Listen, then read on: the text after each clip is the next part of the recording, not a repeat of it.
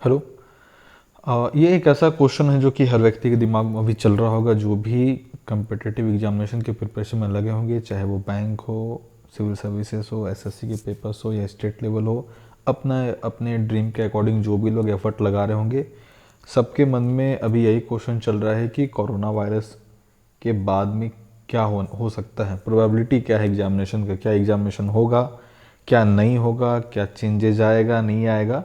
तो हम लोग कुछ फ्यूचर पॉइंट के ऊपर में डिस्कशन करेंगे, ताकि आप आज से अपने प्लानिंग में चेंज कर पाओ।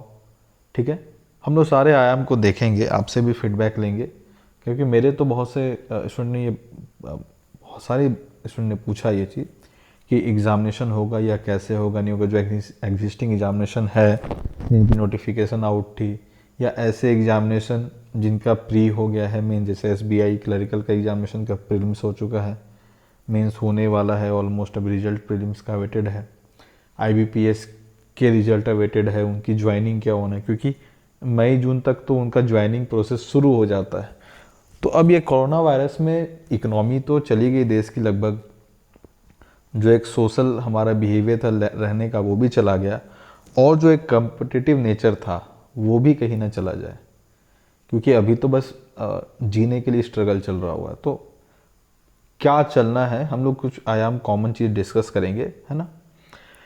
अभी क्या है देखिए, जो करंट पैटर्न क्या है हमारे पेपर का, जो यूपीएससी एग्जामिनेशन लेती है वो टॉप लेवल एग्जीक्यूटिव्स के लिए लेती है। एसएससी जो है सीजीएल, सीएचएसएल, एमटीएस और अदर अदर डिपार्टमेंटल एग्जामिनेशन भी लेती है, सीएपीएफ की एग्जामिनेशन लेती है। उनसे मिडिल और लोअर लेवल ऑफिसर को रिक्रूट करती है ना, ज़्यादा बहुत सीनियर नहीं, जैसे आईटी इंस्पेक्टर वगैरह तक रहेगा, लेकिन जो उनके ऊपर होता है यूपी, ये बहुत कॉमन चीज़ है, हर कोई जानते हैं। आईबीपीएस जो है वो बैंक पीओ और क्लरिकल की पेपर लेती है। साथ साथ में जो हमारे अदर ऑर्गेनाइजेशन है, जैसे एलआईसी हो गया, आरबीआई हो गई, NABARD, SIDBI, EXIM bank etcetera, इन सब की पेपर को भी आईबीपीएस कंडक्ट करती है, लेकिन मेजोरिटी है बैंक पीओ क्लर्की हम क्लासीफाई करते हैं। स्टेट गवर्नमेंट की एग्जामिनेशन, ये तो पीसीएस की पेपर भी हो गई, सीजीएल के पेपर भी हो गए, लोअर पीसीएस भी हो गई, अपने एलडीसी की एग्जामिनेशन, यूडीसी की एग्जामिनेशन, 50 एग्जामिनेशन है वो कंडक्ट करती है। और आरआरबी जो रेलवेज वाली है हमारी, वो एनटीपीसी के एग्जामिनेशन मेजर है ना, ग्रुप डी के पेपर और एएलपी, इसके अलावा भी छोटी मोटी एग्जामिनेशन उनमें वैकेंसी जो आती रहती है उसके हिसाब से कंडक्ट करती है। तो मेजॉरिटी जो एग्जामिनेशन है जो कम्पिटिटिव वर्ल्ड का हमारा इंडिया के हिसाब से वो ये है। इसके अलावा कुछ और भी लोग हैं जो अदर कंपटीशन का प्रिपरेशन करते हैं, जैसे कि आप अपना कैट बोलो, है ना, कैट है, मैट है या गेट है, ये सब। लेकिन इनके क्या, इनके कैंडिडेट सीमित है, हर कोई कैंडिडेट नहीं है, लेकिन ये सब ऐसे एग्जामिनेशन में जिनमें स्टैंडर्ड सबका कॉमन रहता है, ग्रेजुएशन कर लो आप कंपटीशन में आ गए, जनरल कंपटीशन जिनको बोलते हैं। इन सब एग्जामिनेशन का करंट प्लान क्या है। यूपीएससी जो है pen and paper plus interview कराती है, ठीक है। ये कोरोना के सेंस में डिस्कस कर रहे हैं, ठीक है, ये बच्चों वाली बातें ज़रूर हैं, पर इनको समझेंगे तभी आगे समझ पाएंगे। एसएससी जो है वो ऑनलाइन और पेन एंड पेपर, ठीक है ना, एसएससी तो लगभग अभी ऑनलाइन एग्जामिनेशन कराती है, फिर उसके बाद ऐसे कंडक्ट कराती है, तो वो पेन एंड पेपर हो जाता। आईबीपीएस ऑनलाइन एग्जामिनेशन और इंटरव्यू कंडक्ट कराती है, ठीक है। आरआरबी जो उनकी तो पूरी एग्जामिनेशन ऑनलाइन हो गई है। स्टेट गवर्नमेंट की क्या है, इनकी मिक्स है, कुछ कुछ स्टेट ऑनलाइन भी चली गई हैं, है ना, कुछ स्टेट अभी भी ऑफलाइन चल रही हैं। जैसे बिहार में आपको ऑनलाइन एग्जामिनेशन नहीं होता है ना, अदर स्टेट में आपको, कुछ में स्टेट में ऑनलाइन एग्जामिनेशन हो रहा है। साउथ की कुछ स्टेट है जो ऑनलाइन स्टेट लेवल की एग्जामिनेशन को भी ले रही है, ठीक है।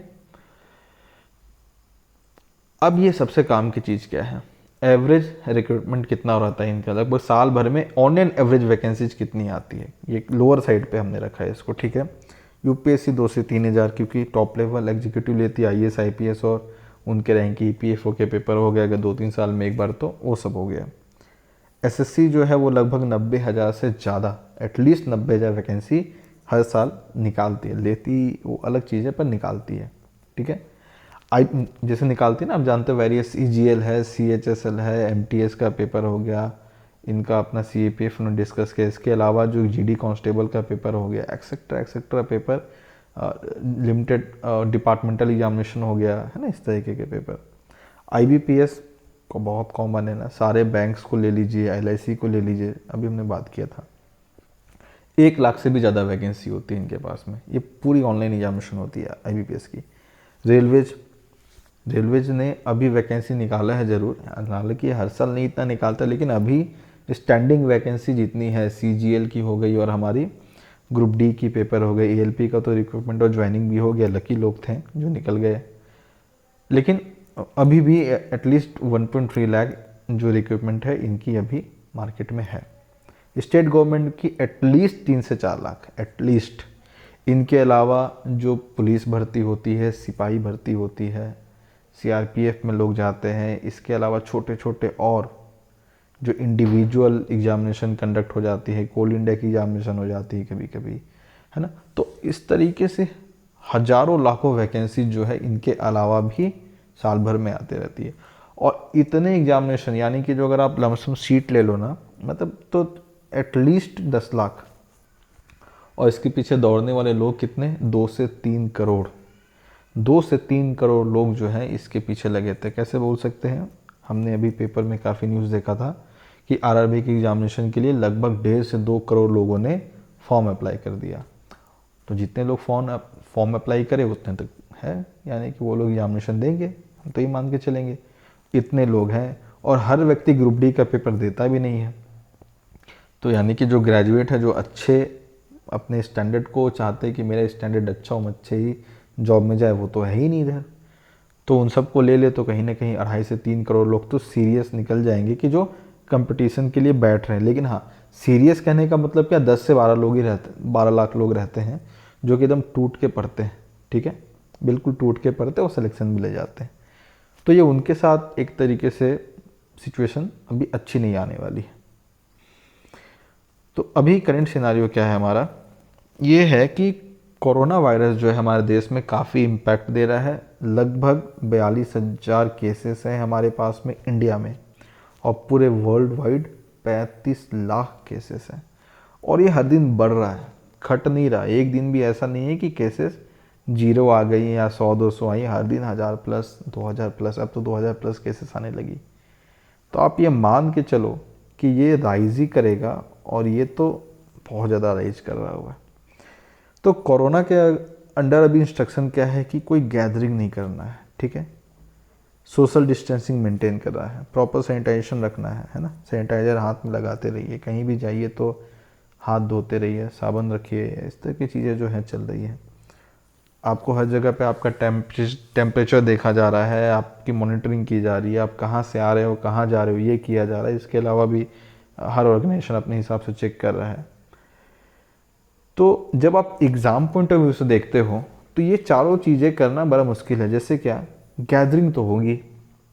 अगर हम एक एग्जांपल लेते ना, मान लीजिए कि आईबीपीएस पीओ की एग्जामिनेशन है, अगर 1 बजे का शिफ्ट है फॉर अ केस, तो भाई 400 लोगों का अगर एक शिफ्ट में पेपर पड़ता है तो 400 लोग तो जमा होंगे एक जगह, तो गैदरिंग तो हुआ, जो कि नहीं करना था। तो ये तो मेरा क्रॉस हो गया, वैलिड नहीं हो पा रहा है। सोशल डिस्टेंसिंग आप कैसे मेंटेन करोगे हर एक सेंटर के बाहर, ये भी नहीं हो सकता। प्रॉपर सैनिटाइजेशन एक हद तक पॉसिबल है, लेकिन बड़े लेवल पे लाना बहुत मुश्किल हो जाएगा 400 लोगों का, तो ये भी हम इसको मना ही कर देते हैं।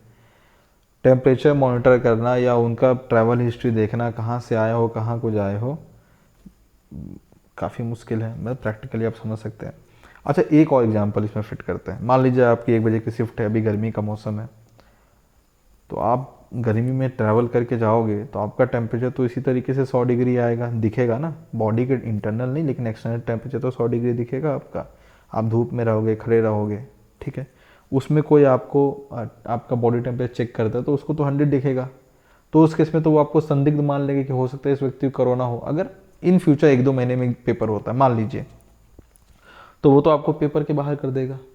आप एक्सेप्ट नहीं करोगे, आपको पेपर से निकाल दिया जाएगा, या आपको बोला जाएगा बाद में होगा। वो तो कोई होता ही नहीं वैसा कुछ, है ना। या आपको माइनर कोल्ड एंड कफ हो गया फॉर दैट टाइम, अब वो बोलेंगे आपको हो सकता है कोरोना हो, तब आप क्या करोगे।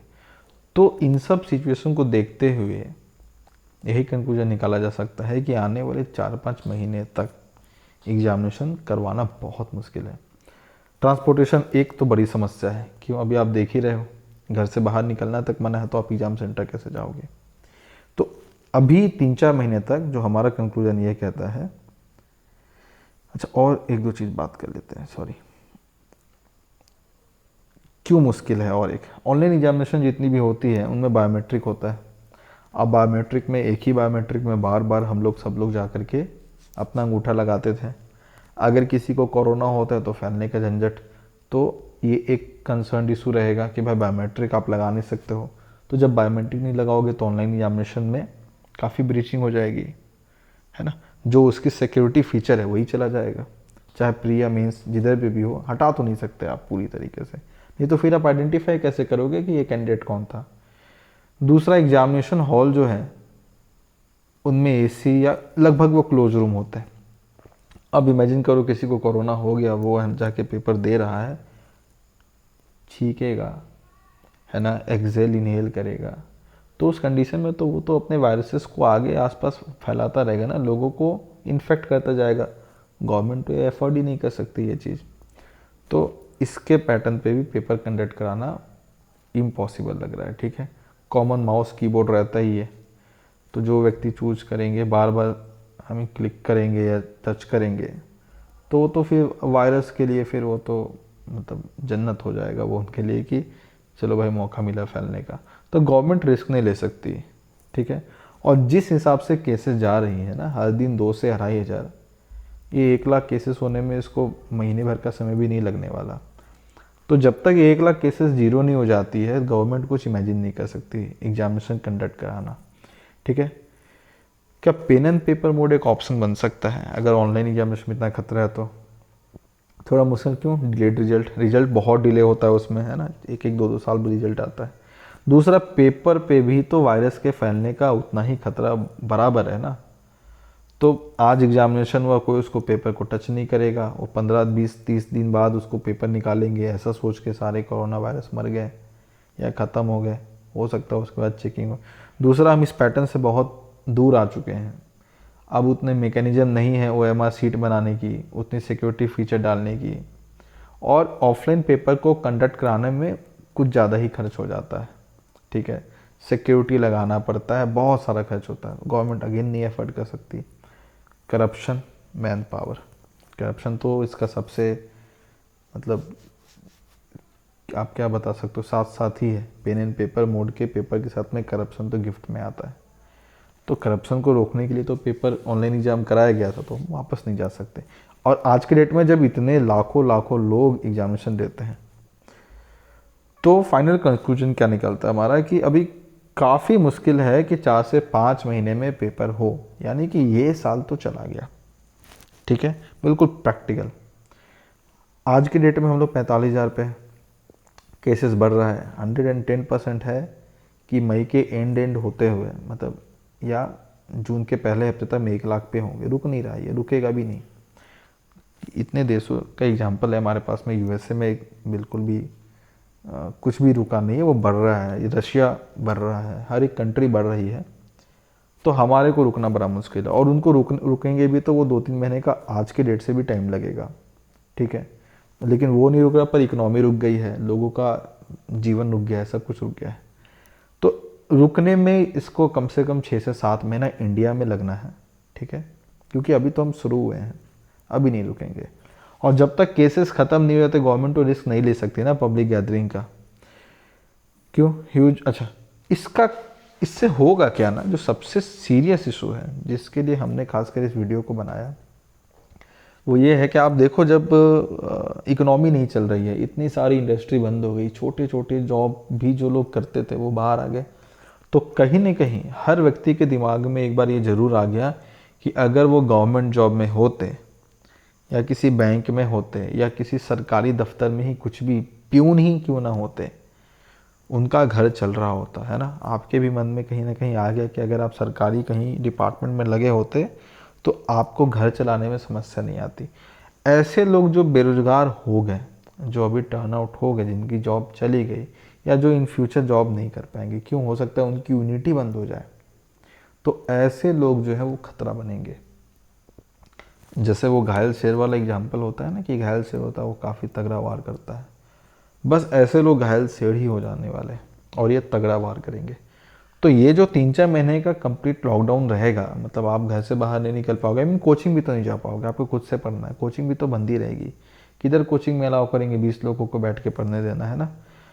तो ये 4-5 महीने ना उनके लिए बहुत खतरा है जो लंबे समय से प्रिपरेशन में लगे थे, क्योंकि नए लोग आएंगे उनको बीट करके चले जाएंगे, क्योंकि उनको जॉब की बहुत ज़्यादा आवश्यकता है। जो ऑलरेडी जॉब में होते हैं ना, वो बिना जॉब के नहीं सर्वाइव कर पाते। उनका अपना एक एक्सपेंस पैटर्न बन जाता है, वो नहीं एडजस्ट कर पाते हैं, वो जी जान लगा देंगे, निकल जाएंगे। तो ये खतरा बढ़ाता है हर लोगों के लिए। तो आपको और एफर्ट देना पड़ेगा, बहुत ज़्यादा एफर्ट देना पड़ेगा। सीटें कम होने की बहुत ज़्यादा संभावना है, ठीक है, क्योंकि गवर्नमेंट की डिपार्टमेंट भी तो रेवेन्यू नहीं बना पा रही है, वो भी कहाँ से पैसा लाएंगी इतना। जैसे आप सिंपल देख लो, जो रजिस्ट्रीज होती थी ज़मीन की वो बंद हो गई है। अभी गवर्नमेंट जो है वो शराब दुकान खुलवाने के पीछे लगी है। क्यों लगी हुई है? उनको रेवेन्यू चाहिए, पैसे चाहिए, पैसा नहीं मिल रहा हुआ है, ठीक है। तो जो जो ऐसे डिपार्टमेंट होगी उनका फंड कट कर देंगे कि भाई आप इतने ही लोगों में काम चलाओ, इतना पैसा नहीं दे सकते हैं। जो हमारे स्कूल एजुकेशन सिस्टम है उसमें हो सकता है कि टीचर का आउटसोर्स करके बिठा दिया जाए, जिसको हमने रखा है। टीचर आउटसोर्स कर लेंगे। जो एक टीचर 50,000 रुपये लेता है उसको बोलेंगे भाई 20,000 रुपये में काम करना है, करो। होगा ये चीज़, ठेका पे निकाल देंगे स्कूल को भी। ये चल भी रहा है कहीं ना कहीं इंटरनली, कि इतने टीचर्स जो हम लोग रखते हैं, मतलब कहीं हम पढ़ने को मिला था इसलिए, मतलब अब इसको ऐसा सटीक नहीं मान लेना कि हो सकता है लागू ही हो जाएगा। लेकिन बहुत से गांव दराज के इलाके में जहाँ पे जो सरकारी टीचर होते हैं वो नहीं जा पाते हैं, उतने बच्चे नहीं होते हैं, लेकिन 50,000 60,000 ये उस स्कूल को चलाने में हर महीने 8-10 लाख खर्च होता है ना, मिड डे मील एक्सेट्रा लेकर के। वो अगर पूरी तरीके से अगर आउटसोर्स कर दिया गया तो वो 4 से 5 लाख रुपए में हो जाएगा। क्यों? फ़ी कम देना पड़ेगा, पेमेंट कम देना पड़ेगा टीचर्स को, प्लस अकाउंटेबिलिटी बढ़ जाएगी, है ना। अकाउंटेबिलिटी बहुत बढ़ जाएगी। उनको क्लास का अटेंडेंस देना पड़ेगा। कुछ बहुत बड़ी बड़ी कंपनीज आती हैं इन सब चीज़ के लिए कि भाई उन्होंने 10,000 टीचर को प्रिपेयर कर लिया, गवर्नमेंट से टाइप कर लिया कि अब पूरे स्टेट में हम इन सब 50 स्कूल दे दो हमें या 1000 स्कूल दे दो हमें, हम पढ़ाएंगे इनको। गवर्नमेंट को क्या है, गवर्नमेंट को जो सैलरी देना उससे आधे में काम हो जाएगा। तो आउटसोर्सिंग एक बहुत बड़ा खतरा बनेगा, जिसकी वजह से सीटें कम होंगी। और ये हर जगह चला ना, रेलवे में देखा ना आपने, कुछ रेलवे स्टेशन को गवर्नमेंट ने बड़ी बड़ी कंपनीज को दे दिया कि आप इसको आप रन करो। इससे क्या हुआ? जो सैलरी वगैरह है एक्सेट्रा एक्सेट्रा एक्सपेंस होता है गवर्नमेंट की बच गई। उनको हमने एक मिनिमम अमाउंट भी दे दिया, उनसे साइड में कुछ रेवेन्यू भी उठा रहे हैं एक तरीके से, है ना। होटल्स वगैरह जो है, आप जब देखो पहले आईआरसीटीसी का जन आहार सेंटर होता था, अभी कितने सारे वहाँ पे होटल के चेन आ गए हैं। तो इनसे क्या हो रहा हुआ है? ये सब आउटसोर्स हो गया ना। अब जो जन आहार केंद्र था वहाँ लोग जाएंगे नहीं ज़्यादा, तो जो गवर्नमेंट की प्रॉपर कमाई की जगह वो तो बंद हो रही, लेकिन वो इनडायरेक्टली कमा रहे उनको लीज पर दे करके। तो गवर्नमेंट को अपने पैसे से मतलब है, ठीक है। तो ये समय है, कुल मिलाकर के ये समय है कि अपने को इम्प्रूव करना है। जो अभी कंपटीशन आने वाला है, आप 6 महीने तो फिक्स रहो, रिलैक्स रहो कि एग्जामिनेशन नहीं होना। और ये भी एक पॉसिबिलिटी कि जैसे ये सब चीज़ शांत होती है, 6-7 महीने में चीज़ें शांत होती है और हम इस पोजीशन पे आते हैं कि एग्जामिनेशन कंडक्ट कराया जाए, अचानक से 4-5 वैकेंसीज आ जाएगी। क्योंकि जिन डिपार्टमेंट को लोग चाहिए थे वो तो बेफिक्र तुरंत उठाएगी कि मैं, मेरे को आदमी चाहिए।